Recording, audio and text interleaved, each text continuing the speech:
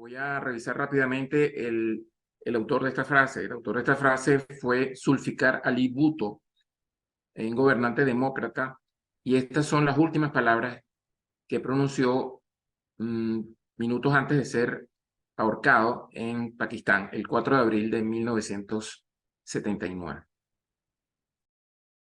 La metástasis del poder. Ya, un segundito. Ok, chévere.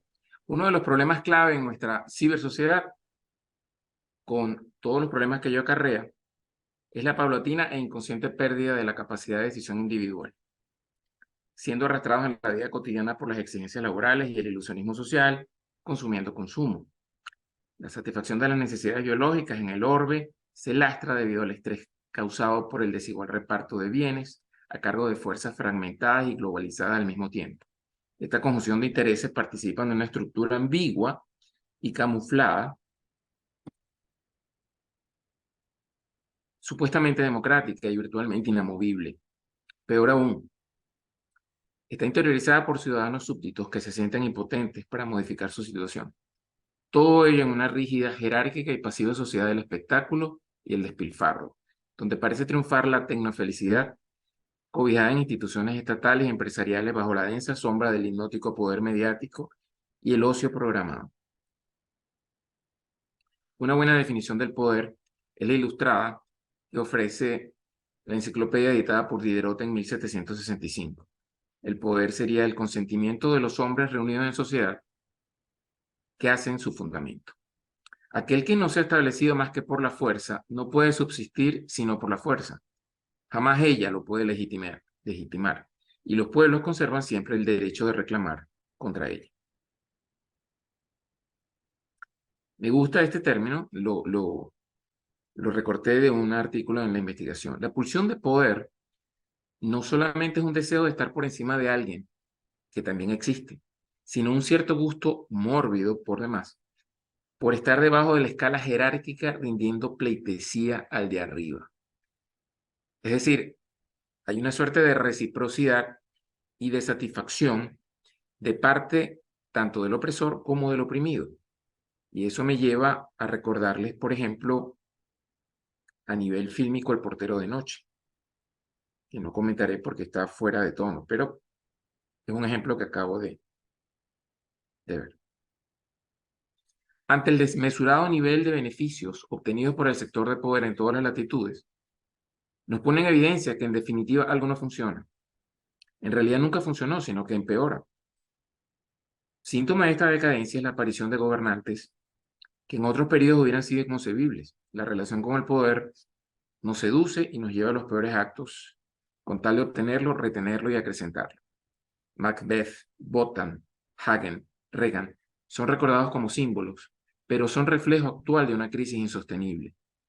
La posición del hombre en el mundo quedó absolutamente alterada por esa expansión técnica que desbancó el misterio y lo sobrenatural. Ese trágico estremecimiento que la Electra de Girardot, la Antígona de Neuilly, el Calígula de Camus exhiben, el Oreste de Sartre, no pudieron suscitar y nos llegan ante los cojos, paralizados, anónimos e imponderables de Ionesco y Beckett. Son los nuevos protagonistas del siglo anterior. Pues no es que estos vagabundos toquen más de cerca nuestra vida cotidiana, en absoluto. En esta decadencia, en este desierto, en esta monstruosidad, nos sentimos revelados más allá de los revolucionarios de las manos sucias o los antiguos nazis de los secuestrados de Altona. Las grandes pasiones e ideologías han dejado de combatir. El oprobio que recae sobre quien evoca lo trágico en una sociedad en que la felicidad es un dogma, se considera se estima un gran disonante o un aristócrata nostálgico. En suma, se le acusa de aguar la fiesta. El progreso nos arrastra. Por apisonamiento, la masa va a engendrar al superhombre. Dejen hacer la técnica porque las ideas son reaccionarias. Esta charlatanería progresista que proviene del mismo pasado, que se pretende abolir, bien sabemos que desde los saint-simonianos, la producción en masa puede servir para la destrucción en masa. Cito a Voltaire: la civilización no suprime la barbarie, la perfecciona. Cuando existe un déficit ético en el cuerpo social, La instrucción obligatoria y la libertad de prensa no bastan para iluminar las mentes y convocar la humanidad. ¿Qué nos enseña lo trágico? Que las reglas de juego no son tan sencillas, que el aire es oscuro, que debemos desconfiar de la gente que quiera hacer el bien sin considerar las circunstancias, que la libertad y la responsabilidad son conceptos disociables. Ese ambiente viscoso, y hago el comentario porque libertad y responsabilidad están más cerca de lo que la mayoría de nosotros creemos. La libertad es la capacidad de asumir la responsabilidad que nuestros actos generan. La libertad y responsabilidad son conceptos disociables. Bajo ese ambiente viscoso de duplicidad, donde el derecho se convierte en violencia, la verdad en mentira, el socialismo en socialdemocracia, total, un conjunto de buenas palabras, opiniones complacientes y relaciones mundanas. Esa visión trágica debería iluminar la conciencia política, a mostrarnos que calcula siempre a corto plazo, tal como lo sintieron los griegos. La tragedia libera, el sentimiento catártico. Pero viéndolo bien, nos hemos troyanizado, contemplando la progresiva destrucción del mundo en HD. Hemos aprendido por la historia y por experiencia que la democracia es eminentemente trágica, porque supone lo que aún no existe, ya que exige de la mayoría virtudes que por lo general son patrimonio de unos cuantos. Esto es una verdad irrefutable, pero como nos hemos mantenido en la definición y nunca hemos considerado la superpoblación como un factor que va a atentar con la democracia, porque cuando estos principios se establecen, la superpoblación no era un problema. El propósito, pues, de esta charla no es simplemente un acercamiento estético de las diversas vertientes del poder, sino que a partir de allí debemos ir al hombre por encima del hombre y no a la felicidad. La felicidad se halla precisamente en la lucha, no en la contemplación, en la inacción o la esperanza. Recuerden el final del Anillo de Bayreuth de 1992 de Kupfer. Shakespeare pertenece al grupo indivisible que forman Homero, Esquilo y Dante. Son primogénitos del espíritu humano, hombres que dominan y arrastran las generaciones por venir. Su universalidad extensa y amplia mantiene una estrecha sincronía con la naturaleza. Es muy importante recalcar esto, la estrecha sincronía con la naturaleza. Eso lo vamos a remachar más adelante en la medida que vayamos exhibiendo cada uno de los filmes comentados. Entre los reyes de la inteligencia, Shakespeare figura entre los primeros, porque su genio encierra algo de infinito y de universal. Empleando el barbarismo de Emerson, puede decirse que el orbe todo se ha shakespearizado. Un crítico inglés llamó a Shakespeare una voz de la naturaleza, definición bastante exacta. Su obra no tiene nada de personal ni de local, porque Shakespeare contiene todos los siglos, abarca todos los pueblos, porque en esas manifestaciones se hallan y coliden la civilización y la barbarie. La historia desfila por legiones.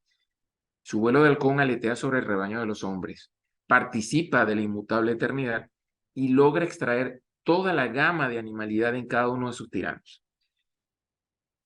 El caudal de elocuencia corre en cada uno de sus diálogos, entre hipérbolas gigantescas, metáforas deslumbrantes y agudas reflexiones. Este coloso oculta por igual las pequeñas miserias que las grandes ambiciones. Las pasiones de su personaje generan una atmósfera que emerge del escenario y penetra en nuestra memoria con carácter indeleble. La primera reflexión es de Ceesay Colton.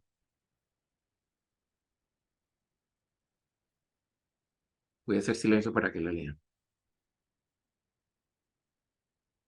La pasión del poder, las pasiones del poder son reales, sus placeres son imaginarios. Hasta que hagas consciente lo inconsciente, dirigirá tu vida y lo llamarás destino, decía Carl Jung. Y esta de Nabokov mantiene una vigencia total. Todos llevamos máscaras, pero llega un momento en que no podemos quitárnoslas sin quitarnos nuestra propia piel. Cada época ha de ganar su verdad pagando un precio. La nuestra pretende hacerlo gratis. Gran parte de la infelicidad del siglo XX y el XXI que estamos viviendo proviene de que ha creído o fingido creer en ideales que no tuvo, o peor, que no era capaz de tener. La sola meditación de la tragedia griega hubiera permitido a los franceses del 38 entrever su destino, el 18, entrever su destino en los acuerdos de Múnich. La lectura de Shakespeare bastaba con revelar a Stalin. Bernanos explica a Hitler mejor que cualquier historiador. La perspectiva sucede a la utopía. Ya no se sueña con el futuro, se le calcula simplemente. Luego de las dos guerras mundiales, se percibe más claramente que lo trágico no es solo un epíteto asociado a la tragedia, sino que la palabra abarca una concepción más profunda. El fenómeno de lo trágico constituye una estructura fundamental del universo. Dos hombres lograron instalarse en el centro de lo trágico, Nietzsche y Hölderlin. Por eso fueron mentes fecundas e inagotables, aunque el precio por lograrlo fue bastante elevado. Porque al aproximarse al misterio de lo trágico, el lenguaje racional se disuelve. El psicoanálisis remite a Edipo un complejo y las doctrinas religiosas aluden al castigo ejemplar por desobedecer las reglas. Es decir, la tragedia queda abolida bajo esas concepciones.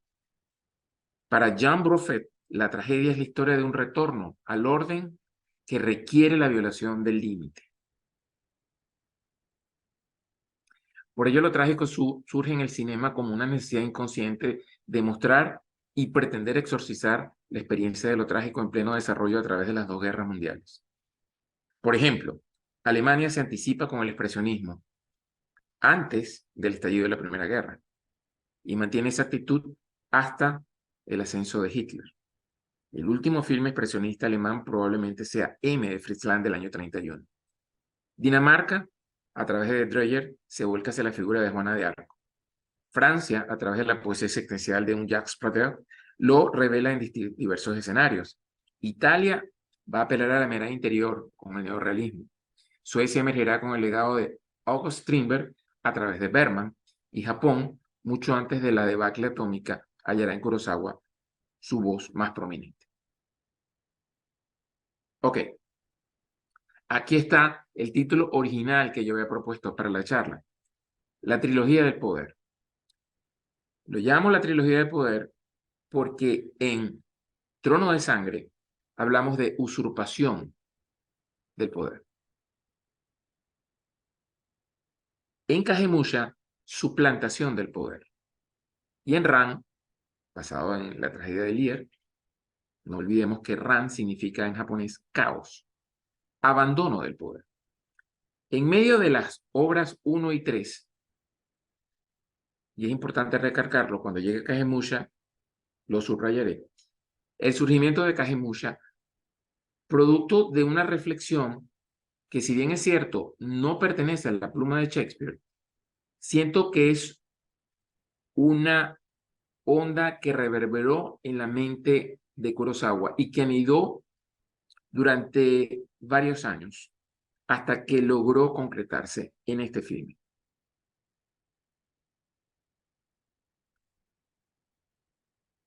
Kurosawa. Me gustan los extremos porque los encuentro más vivos.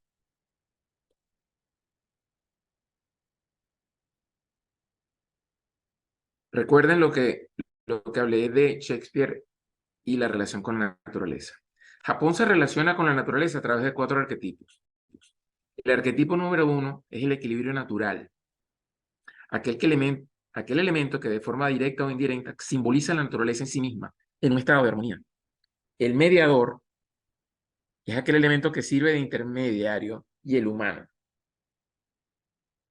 El arquetipo 3 es el agresor, aquel que de forma voluntaria o involuntaria provoca la ruptura del equilibrio natural.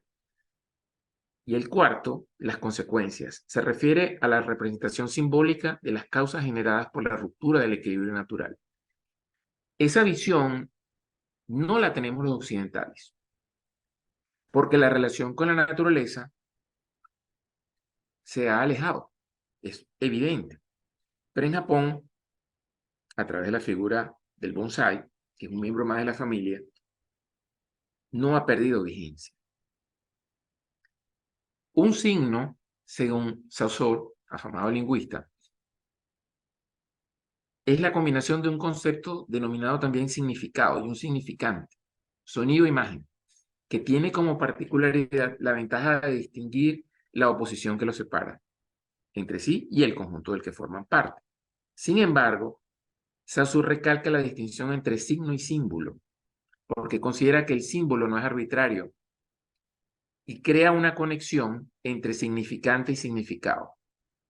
Los símbolos poseen un significante y no pueden ser sustituidos por ningún otro símbolo. Dostoyevsky, Gorky, Macbeth, Arseniev y Shakespeare son los escritores occidentales en los que Akira Kurosawa se ha inspirado explícitamente a lo largo de su densa y excepcional filmografía. Los resultados de tal predisposición hacia fuentes literarias occidentales son otras películas no solo admirables, sino también reveladores de esa posición intercultural que Kurosawa representa. Desde el momento que Kurosawa exhibe Rashomon, Kurosawa pasa inmediatamente al idiota y atraviesa por un periodo de reflexión interna. Películas como Vivir, como Bajos Fondos, culminan con Los Siete Samuráis para inmediatamente comenzar con el ciclo shakespeariano. Como veremos entonces, esa madurez conceptual de Kurosawa es un proceso en continua transformación. Obras en los que los materiales narrativos occidentales han sido transferidos ejemplarmente a un contexto japonés, adquiriendo una formación singular y enriquecedora sin menoscabo de su esencia original. Todas ellas, sin excepción, desmienten el extendido lugar común de que Kurosawa se olvidó de sus propias raíces culturales para así imitar el modelo de representación cinematográfica elaborado en América. Eso es un latiguillo producto de nuestra propia ignorancia de la cultura japonesa. Por eso es que sentí necesario exhibir esas reflexiones sobre los arquetipos, no solo del cine, y que nos impide ver la energía que suele desprenderse de las mezclas culturales cuando están realizadas con vigor. Pues la vitalidad del interés del cine de Akira Kurosawa procede en gran parte para nosotros de esta imbricación u ósmosis cultural. Desde las múltiples perspectivas con las que puede abordarse su extenso trabajo de 5 décadas y media, vamos a hacerlo desde una órbita singular, a través de las diversas fases del poder. Trono de Sangre, 1958. Mientras ustedes leen la lámina, yo quería simplemente acotar lo siguiente. El inicio mismo de la obra subraya el enorme poder de naturaleza que simboliza Kurosawa al inicio del filme. Para aquellos que no la vieron, les recuerdo, el filme comienza en penumbras, con neblina y paisajes interrumpidos por la niebla y el mal tiempo.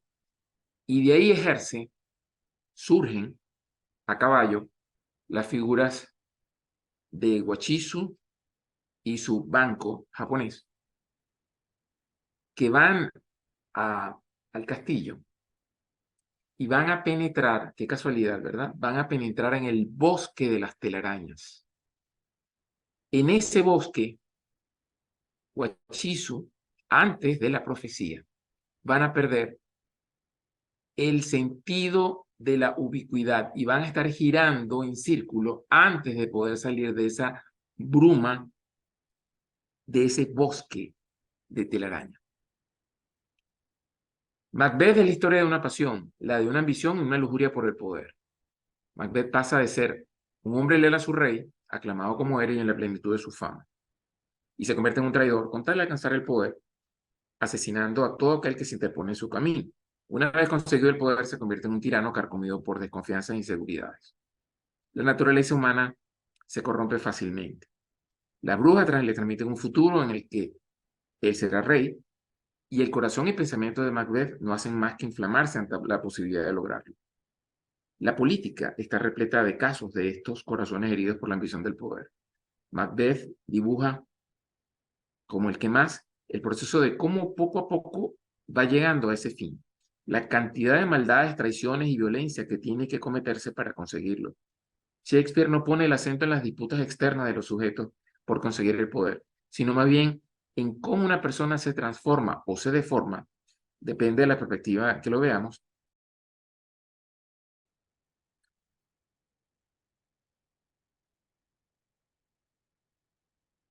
El carácter de Macbeth es de una barbaridad sobrehumana. Contemporáneo moral de monstruos rudimentarios, Macbeth obra solo por el impulso violento de la codicia. Las palabras de la bruja lo metamorfosean. Macbeth, tú serás rey.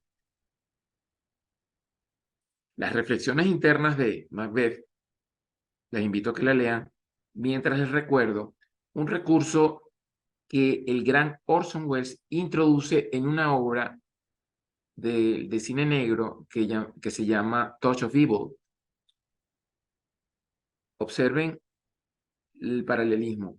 Kinlan ya en el final de su caída, como un agente policial corrupto, ya sin salida, pretende leerse su futuro con una divina que es Marlene Dietrich. Entra en su tienda y le pregunta, vengo para que me leas el futuro. Y ella le responde, observen que la respuesta de la Dietrich está en consonancia con esto.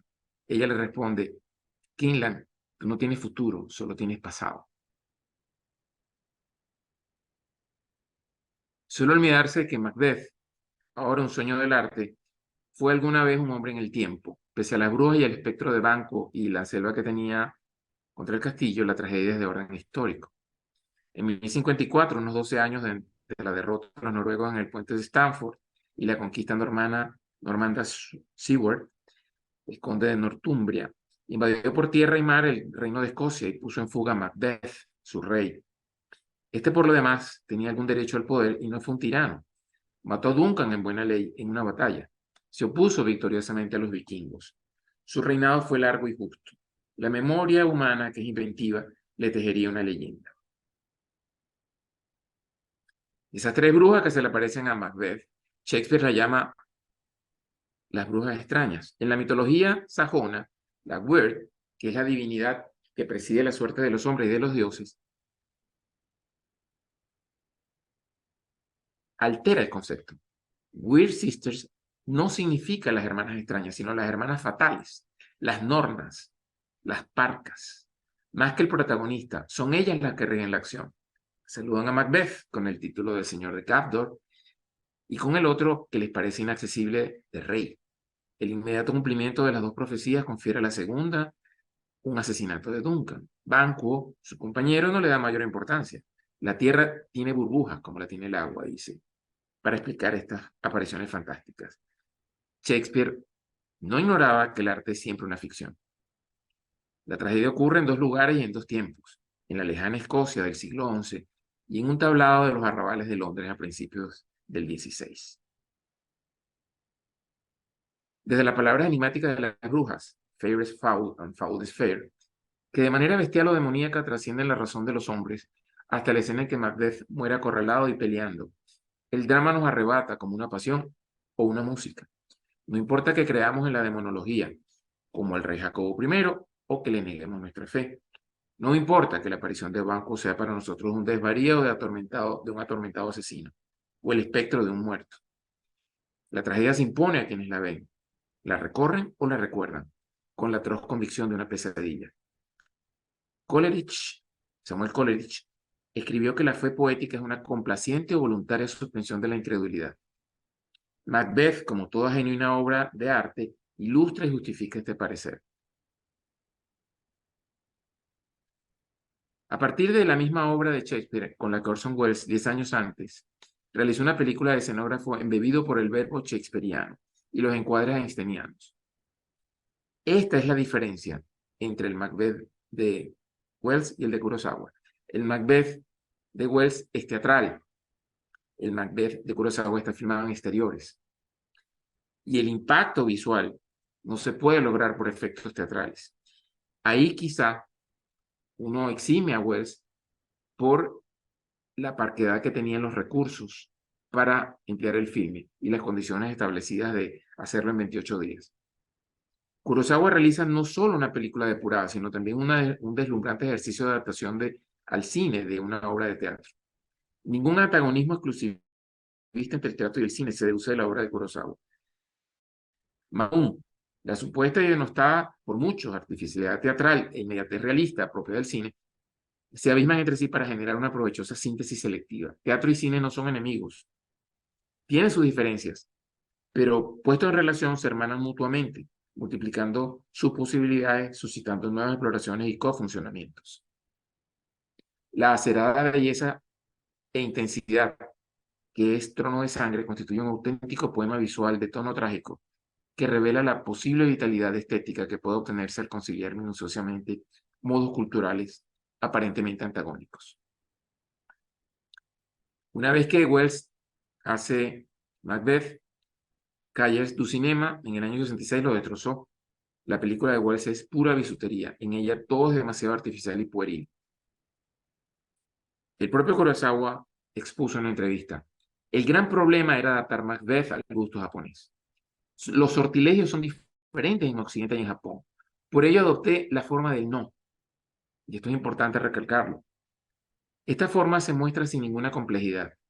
La construcción global, los comportamientos pausados de los personajes, sobre todo, recuerden para aquellos que vieron Ran, su comportamiento de los personajes, y Kagemusha, por supuesto, y su colocación, todo, en fin, está realizado de acuerdo con este propósito. Por eso utilizamos el menor número de primeros planos posibles. Casi todo está en planos más o menos generales. Incluso en las escenas más apasionadas, la cámara no se acerca a los personajes. La singularidad, la potencia, el rigor, la densidad del drama recordaban al no. En esta forma de teatro, los actores se desplazan lo menos posible, aumentando entonces la tensión dramática y en cierto modo alargando el tiempo real. De esa manera, contiene sus energías y el menor gesto suscita una emoción de una gran intensidad. En la película las expresiones de los actores se corresponden a las estilizadas máscaras del no. El no de Oriente y Occidente estrechan palmas. Este inciso anterior viene a punto porque en Trono de Sangre, el teatro occidental y el teatro clásico japonés se hermanan, se fecundan cinematográficamente con refinamiento y eficacia singulares. Aquí hay mucha libertad frente al original que El idiota, de Dostoyevsky. En calidad de apreciación podríamos acotar que Wells, al pretender igualar la fuerza visual de su película a la del texto literario, incurre en un barroquismo y escenográfico marcadamente exagerado, porque Macbeth demanda ser filmado al aire libre, con la naturaleza como actor y espectador silente, especialmente cuando el bosque se mueve. Kurosawa sustituye la potencia de los diálogos por modificaciones estructurales, que en absoluto alteran la armación original en tres actos. Se percibe incluso citas sugestivas del Bushido, que refuerzan incluso el aspecto trágico de Macbeth. El empleo de un espíritu maligno o parca que recita un poema zen sobre un resto de cadáveres, sin duda, vibra más acorde con la tradición japonesa que con las tres brujas, con las que comienza la obra teatral. Traslada la profecía y la transforma en una advertencia del Hades, subrayando con más fuerza aún la intensidad y fuerza del mito primigenio. La invasión del castillo por una bandada de pájaros, cuervos, el bosque en movimiento y la ominosa muerte de Taketoki, acribillada a flechazos por sus propios soldados, extiende como un diapasón la dimensión de la venganza, trasciende a Macduff, la colectiviza. Es cierto que los brillantes diálogos de Shakespeare son abolidos por el hieratismo propio del no, con el que sobre todo son tratados los personajes de la parca y Lady Macbeth, Asahi, así como las escenas que transcurren en interiores. Hay una mayor estilización, por supuesto, con una textura más esencializada, sin caer en el formalismo expresivo. Taketoki Wachizu Macbeth recuerda a otros personajes de filmes anteriores.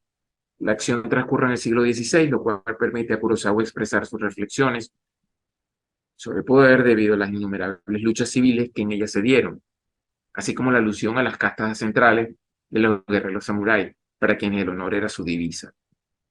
Estas actitudes, secundadas por un trasfondo irracional, acentuado hiperbólicamente en Trono de Sangre, nos muestra el proceso hacia la muerte violenta como consecuencia de una desmesurada ambición de poder, inducida por una naturaleza misteriosa y catalizada por la irracionalidad de la pasión.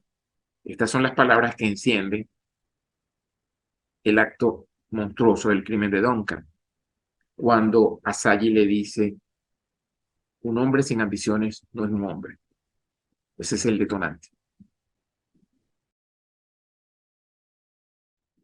Con toda certeza, el cerebro cósmico de Kurosawa iba moldeando en su inconsciente la naturaleza del poder, que sería expresada en High Low, como soporte al noir, en Bad Sleep Well, de que hablaremos brevemente al final, en su homenaje a Macbeth, pero de manera especial en Kagemusha y Ran.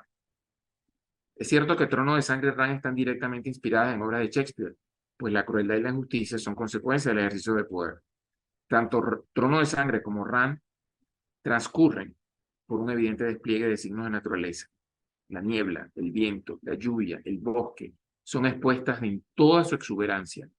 Es el marco adecuado que configura la desenfrenada pulsión de poder que conducirá al crimen, la locura y la muerte. Los paisajes exasperados, presididos por una atmósfera fúnebre que abre y cierra el filme, señalan el discurso como un círculo infernal sin salida. Recuerden, el final se da con el cántico inicial trágico que nos recuerda al coro griego y son las palabras finales del filme. Kurosawa escribe así la fatalidad del afán del poder como tragedia inscrita plenamente en la naturaleza, lo misterioso, sobrenatural y fantástico. La aparición situada en el corazón de este paisaje, en el centro de ese frondoso bosque, dicta presagios teñidos de muerte, sin olvidar la herencia fílmica del expresionismo alemán en su profunda semiótica.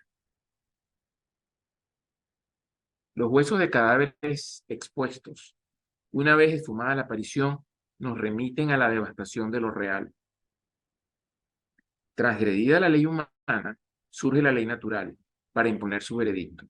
Por eso los hallazgos visuales no son arbitrarios ni gratuitos, evaden cualquier escenario. Puede afirmarse que el crimen traslada a otro portal, que se abre una fisura del tiempo y del espacio que lo arrastra a su destino. El talento monolítico de Macbeth, Yasagi y Lady Macbeth, absolutamente perfida, contribuyen a petrificar más aún esa visión circular que transmite Kurosawa de la tragedia. Quería añadir una experiencia personal que vive a los 12 años aproximadamente Kurosawa en el famoso terremoto de Tokio, cuando su hermano mayor lo invita a pasear entre las ruinas, viendo cadáveres de aquí y allá, producto de esa tragedia natural. Kurosawa nunca olvidará esa experiencia y creo que en su memoria emocional afloran de manera significativa en sus obras.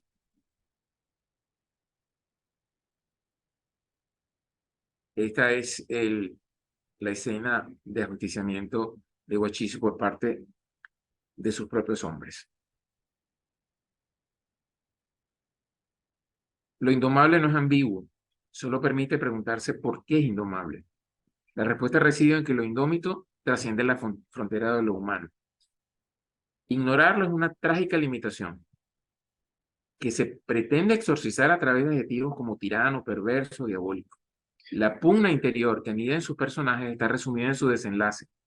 La locura, Lady Macbeth frotándose las manos de sangre para hacerla desaparecer las manchas, de una estremecedora intensidad más potente aún que el espectacular muerte entre flechas, porque es una muerte en la que media una distancia entre víctima y victimario, interiorizada aquella, exteriorizada esta. Vamos a Kagemusha, y antes de proceder a hacerles oír parte del leitmotiv del final de la obra, yo quiero hacer aquí un paralelismo fundamental porque siento que es necesario establecerlo. Voy a tratar de ser lo más conciso posible y lo aclararé si hay alguna duda al final de la charla. Kurosawa era profundo admirador de John Ford. Es de presumir que para el año 1962 John Ford hubiese visto Rashomon. ¿Por qué digo yo esto? Porque en 1962 John Ford establece lo que para mí constituye el inicio de la tragedia, o el fin último de la tragedia, cuando se convierte en un fake. Me refiero a la muerte de Liberty Valance. Voy a refrescar un poco la cinta para quienes no la recuerdan. Ford establece, gracias a un magnífico juego de cámara, una enorme T. Imagínense que el sostén de la T es el plano en el que se encuentra John Wayne y la línea horizontal de la T es donde discurre el duelo entre el admirado y venerado senador protagonizado por James Stewart y el villano Lee Marvin. En ese duelo, la gente de la taberna que está en el plano posterior de la T, de la que he hablado, no percibe que quien dispara es Wayne. Cae Marvin y John Wayne se aleja, dejando a Stewart como un héroe que mató a Liberty Valance. Y no es solamente, sino hasta la muerte de su amigo Wayne, años después, que el senador, amparado sobre esa leyenda, es nombrado como tal, senador, por ese hecho heroico que liberó un pueblo. Tuvo que ocurrir la muerte de su amigo para que él confesara su fake. Yo siento que de esa manera Ford le rinde homenaje a Kurosawa en Rashomon. Y a su vez, Kurosawa con Kagemusha le rinde homenaje a quien mató a Liberty Balance, de John Ford.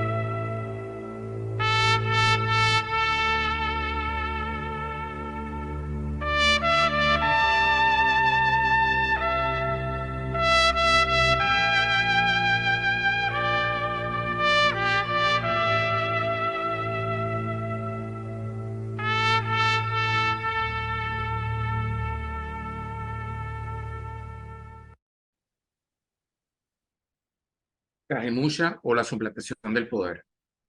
Kagemusha surge de la mente de Kurosawa como una genuina manifestación y una elocuente propuesta como reverberación de la onda expansiva de William Shakespeare. Una plausible conjetura alrededor de la semilla germinal de esta pieza sería la de trasladar el fake en la suplantación para recalcar, por un lado, la ausencia de liderazgo o la degradación del mismo en el pasado siglo, y por qué no en el actual. El no cumplir con la responsabilidad asignada a un cargo que el poder está ejerciendo ese funcionario, no importa el rango, el no hacerlo es ya de por sí un fake. Entre Tono de Sangre y Kagemusha transcurren 23 años. Aunque merece citarse a manera de observación la película de su sala, pero lo dejaremos para más adelante.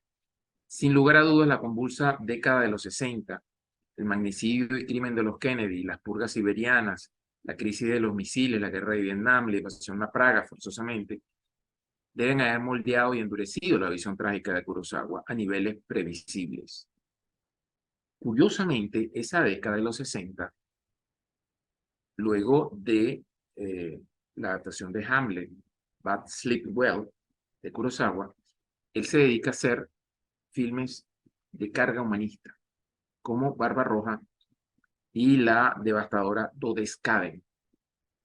Entre paréntesis, Dodescaden es el sonido o la onomatopeya de un tren en movimiento. Podría esgrimirse que durante el periodo comprendido entre el 57 y el 80, la diplomacia y la presión de los medios generó un escenario menos violento de lo esperado. Menos violento, sí, pero más maquiavélicos. Desde el fin de la guerra de Vietnam, el affair de Watergate, el alza de los precios del petróleo, el fin y el surgimiento de los nuevos regímenes totalitarios. En esa perspectiva se halla Kagemusha, envuelta en esa atmósfera de agotamiento, diplomacia y artificios. Así, Kagemusha es una obra desnaturalizada, al no estar inspirada por el bardo, pero con rasgos incuestionablemente trágicos. Una habitación oculta y no publicada, quizá, en la memoria de Shakespeare.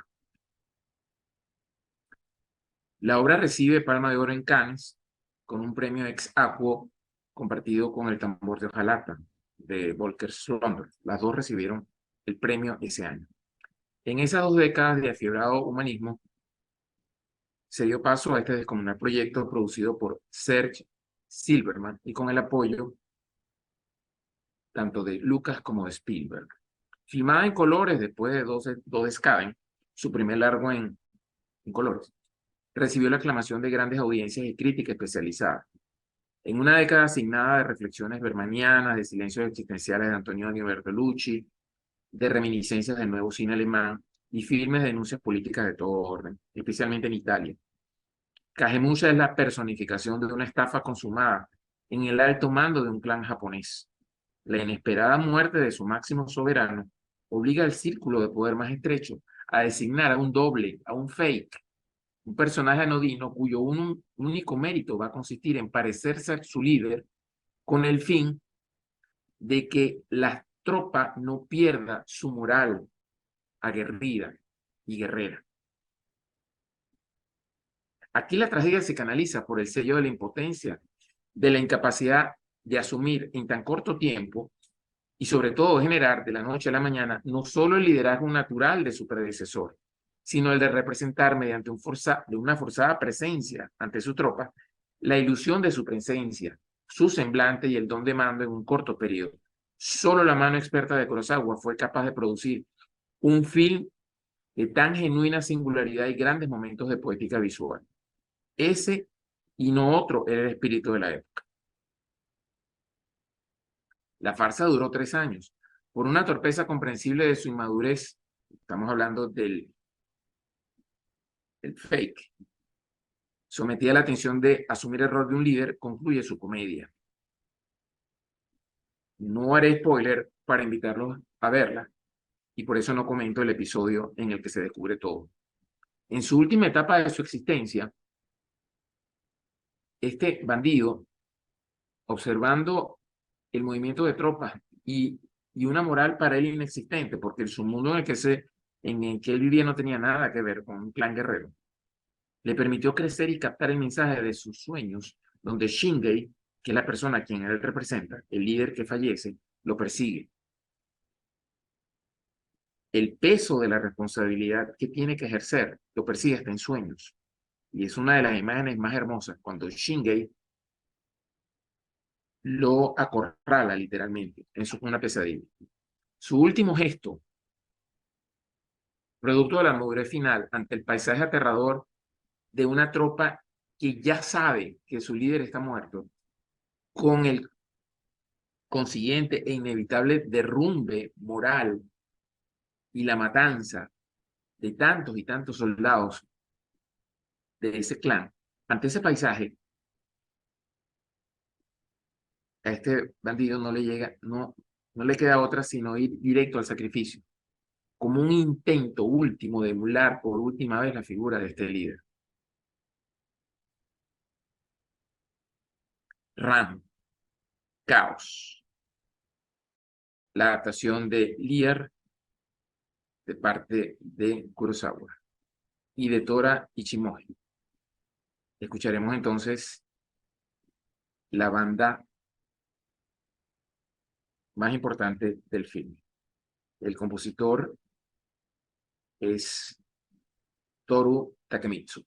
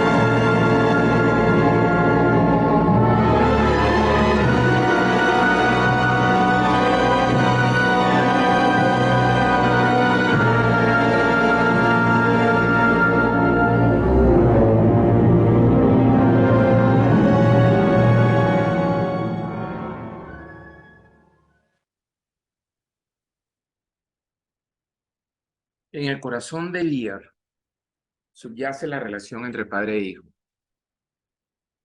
Central a este tema filial, el tema es el conflicto entre la ley natural. La ley natural es sinónimo de la autoridad moral asignada por la nobleza, usualmente asociada, para los creyentes, con justicia divina. Aquellos quienes se adhieren a los preceptos de la ley natural son estos caracteres en el texto y actúan instintivamente por el deber ser, por el bien común. Hablamos de Kent, Albany, Edgar y Cordelia. Eventualmente, Lear y Gloucester aprenderán la importancia de la ley natural cuando reconozcan que ellos han violado estos principios básicos. Me voy a detener aquí con un film clave que no tiene nada que ver con Kurosawa, pero sí con la obra, que es la adaptación que hizo en 1971 un realizador británico, cuyo nombre en este momento no recuerdo. Pero después de la decisión de Lear de desheredar a Cordelia, al salir de su palacio, en un término, digamos, en un plano muy minimalista, ruge la naturaleza y hay una enorme tempestad, como si la naturaleza misma le recriminase a Lear el error trágico que ha cometido. Volvemos a insistir con la relación entre la naturaleza, que para Shakespeare es un actor y que para Japón es mucho más importante que para nosotros en Occidente. Con ambos retomando la naturaleza a fin de hallar respuestas que justifiquen el motivo por el cual sus hijos los han traicionado. Sus contrapartes, Edmund, Goneril, Regan y Cornwall, representan el extremo opuesto. Es la violación a la ley natural. Los cuatro conspiradores no poseen conciencia y carecen de valoración de la más alta ley natural. Su ley es la ley humana y se concentra en lo individual. La tragedia se desenvuelve como dos historias entretejidas y a la vez paralelas que abordan el abandono del deber ser, donde luce absolutamente normal la traición entre padre e hijo.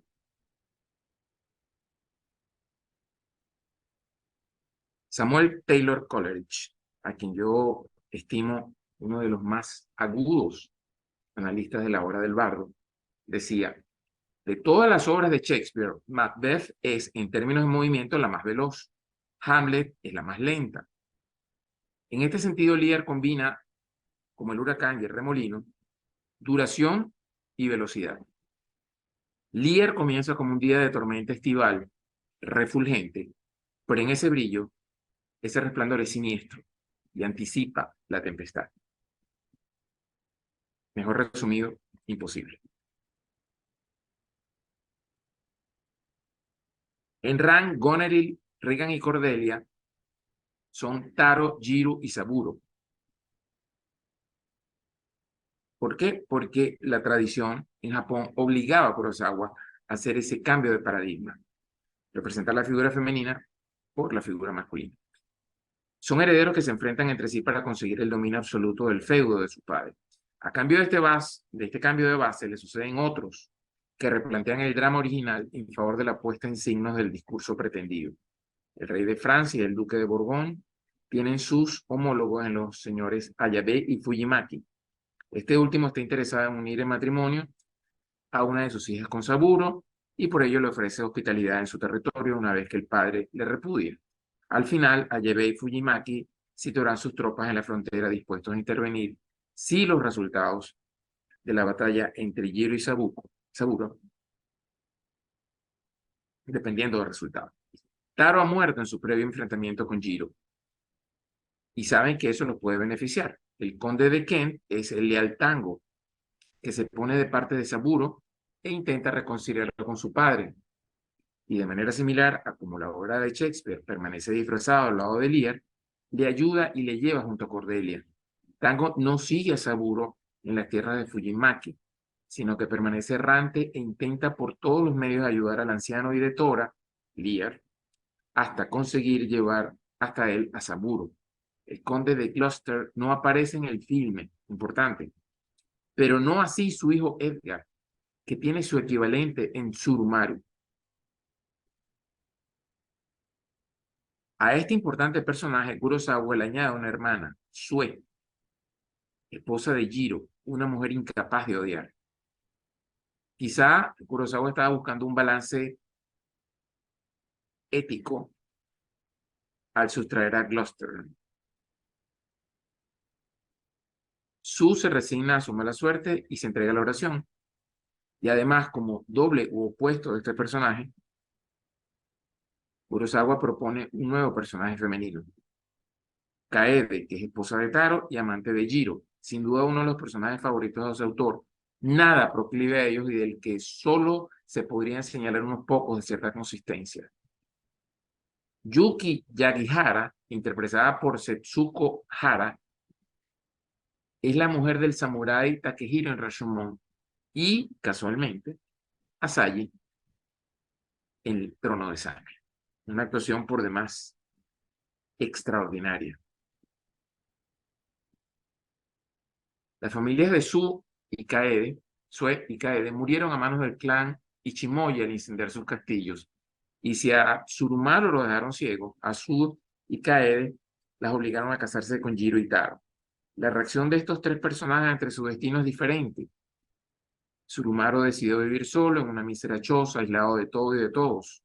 Sue se ha resignado y refugiado en la religión y Kaede ha aparentado su misión con el único fin de vengarse y destruir por completo a los Ichimoyi. Desde el punto de vista de la obra de Shakespeare, Kaede surge en cierta medida de Edmund, el hijo bastardo de Gloucester, y de Goneril, que como se sabe envenena a Regan, acción que en la película se traduce en el afán de dar muerte a Sue.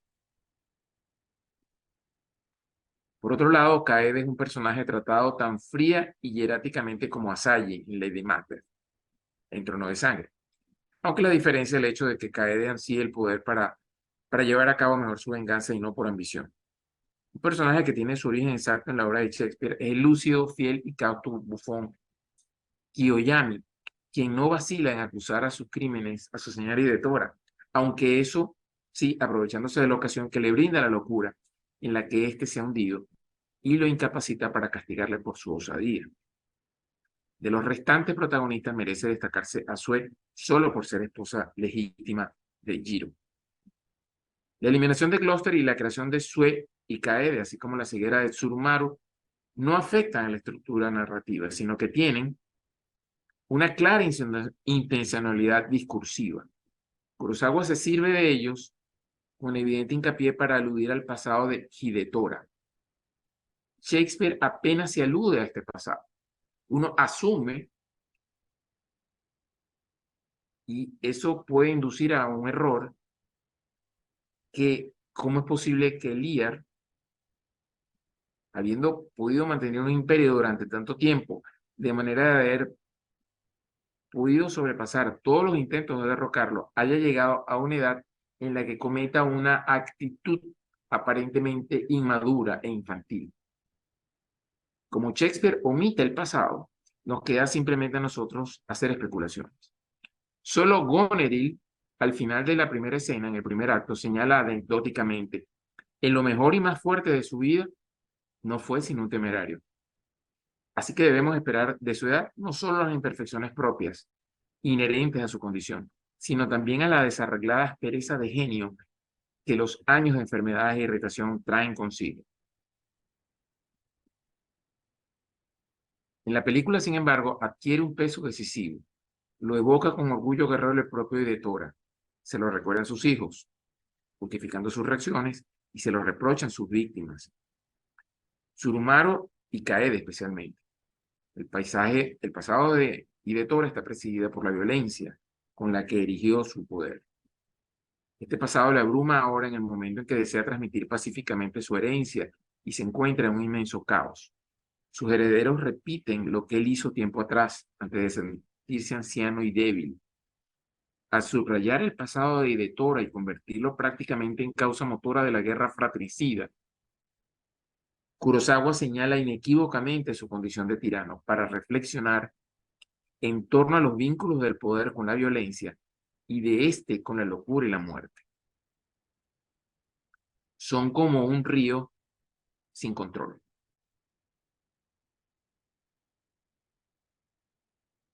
La locura paroxística en la que se hunde no es consecuencia tanto del disgusto que le provoca la rebeldía de sus hijos como la del ejercicio de la tiranía.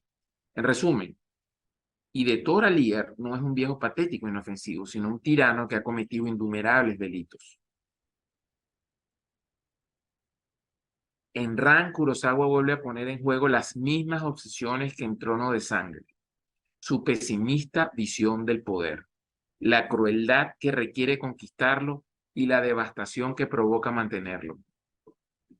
Una diferencia la separa. El factor misterioso desaparece en Ran, porque la locura del poder es básicamente consecuencia de la ambición, sin otras motivaciones ignotas que lo susciten. Algo así como si la irracionalidad del poder fuera su paradójica racionalidad. Si Trono de Sangre remite a una naturaleza indómita y misteriosa, Ran es una película que desarrolla las reflexiones de Trono de Sangre y complementa el discurso de Kagemusha, independientemente de que ésta no cuente con Shakespeare en el guión. La sucesión del poder en Kagemusha se consigue mediante un simulacro, ¿verdad?, que mantiene el orden político y el caos se produce por los afanes del orgulloso Katsuyori Takeda, que no hace caso de la estrategia elaborada por los generales de su clan. En Ran, una vez que se estabilizan las conquistas, la sucesión del poder se efectúa desde el principio con el enfrentamiento y la lucha, desde la estabilidad de la primera secuencia hasta la batalla final. Batalla que por lo demás queda abierta a sucesivos e interminables combates, sugiriendo un itinerario apocalíptico que se alimenta a sí mismo de sangre y destrucción. De este modo, los deslumbrantes frescos históricos que son Kagemusha y Ran deslizan una mirada sobre el presente que no puede ser más amarga y desesperanzada. Son películas que hablan de la destrucción del mundo y provocan una tristeza inmensa y profunda, como lo muestra Kurosawa en la secuencia final de Ran. Esa secuencia final de Ran evoca y ejemplifica el sentido catártico. Esa reflexión con la cámara señalando desde lejos al bufón llorando la muerte de su rey, evoca algo más que ese mismo episodio. Es como si el mundo se hubiera derrumbado y para utilizar la figura evocada por Wagner en la tetralogía, es la caída, evocada o ejemplificada en su último capítulo por el suicidio o el sacrificio de Brunilda, cuando se entera de la verdad. Una de las múltiples fortalezas de Nietzsche en que sus ideas subyacen fuerzas, no conceptos. Dos citas sostienen esta apreciación. Aquel que funda una república y no mata a Bruto, o aquel que instaura una dictadura y no mata a los hijos de Bruto, gobernará solo un corto tiempo. Para mí, el presente es fertilizar el pasado y producir el futuro. Nietzsche, el más trágico de todos los filósofos de la historia, entiende que no podemos quedarnos simplemente en la contemplación y el diagnóstico de una obra, sino hay que trascenderlo. Eso ha sido un mensaje implícito en toda la trayectoria de Nietzsche como pensador. Y quiero detenerme, antes de presentar las últimas láminas, en una circunstancia que me gustaría conversarla con ustedes en la sobremesa y que obedece a una pregunta que me hice hace mucho tiempo en torno a una reflexión de un columnista en una cuartilla dominical, cuando señalaba que existía un morbo inconsciente en las masas con respecto a los tiranos. Él decía que los tiranos más sanguinarios morían de muerte natural, mientras que aquellos que no cumplían su rol eran ajusticiados por las masas. Es decir, pareciera un morbo complaciente, fenómeno de la pulsión del poder, de ser, de tener un disfrute en la opresión, y que cuando esa opresión disminuye por cualquier causa, se produce la debacle inexorable, la caída del tirano, por haber fallado a sus principios originales. La cultura no ha absorbido a la política, sino que ésta se ha apoderado de la cultura. Los extremismos y radicalismos se expanden y teatralizan, si se me permite la comparación. Una gigantomaquia propia para exaltar las multitudes, traducida en una supresión continua de las jerarquías de todo orden, para que lo malo sea probado como mediocre y lo mediocre sea admitido por bueno. La época contemporánea, al ligar el poder a la idea, al enraizarla en la opinión, acentúa su opacidad y su desvío. La tragedia política entonces deja de limitarse a la casta de reyes y cortesanos para englobar a la masa de los individuos. Es, en última instancia, el mensaje póstumo de la tetralogía wagneriana. Como bien lo señala Kupfer en su puesta en escena del año 1992. Lo trágico sabe que aunque cambie el orden de las cosas, no por ello queda anulado el destino. Al contrario, la destronada fatalidad se acerca y apunta más a los hombres porque se democratiza. La historia que debía abolir la tragedia, la realiza. En Ran, como en Trono de Sangre, la gestualidad teatral procedente del no alienta en situaciones fuertemente realistas un cierto tratamiento coreográfico y se impone al desorden propio de las batallas y una estilización de la naturaleza pictórica. La matiza con decorados y encuadres, la quema del castillo en Ran, es una de las escenas que ya pertenecen a las grandes tomas del cinema universal, con la música de Toru Takemitsu. La especificidad del relato jamás se va a resentir en las películas de Kurosawa. Raras, muy raras veces, el teatro del que parten estas dos cintas queda hecho puro cine con tanta maestría narrativa. Esta charla es un homenaje póstumo a mi querido e invalorable Eduardo Chivas. Gracias por su atención.